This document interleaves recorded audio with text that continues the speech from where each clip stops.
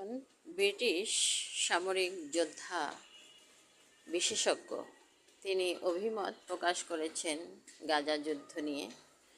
সেখানে তিনি বলেছেন যে গাজাকে ইসরায়েলিরা কোনোভাবেই আয়ত্তে আনতে পারছে না, কোনোভাবেই জয়ী হতে পারবে না। কারণ এখানে নাকি এক অদৃশ্য শক্তি রয়েছে।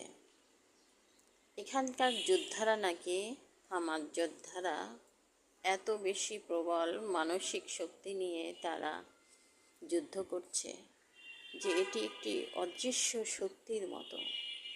তারা ভয় পাচ্ছে, ব্রিটিশরা ভয় পাচ্ছে, সৈনিকরা যারা যুদ্ধ করেছে ইহুদি যোদ্ধারা, তারপরে এখানে জার্মানি আছে, তারা অস্ত্র দিয়ে সাহায্য করছে, সৈন্যবাহিনী দিয়ে সাহায্য করছে।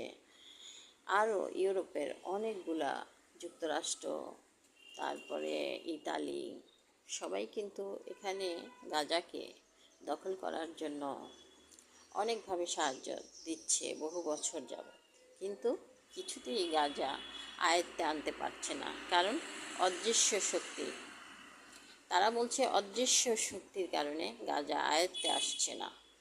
এত জোরপূর্বক বোমা ফালানোর পরেও তাদেরকে দমন করা যাচ্ছে না। কিন্তু আমরা তো মুসলিম, আমরা জানি যে ওই জায়গা গাজাকে কিছুতেই তারা আয়ত্তে আনতে পারবে না।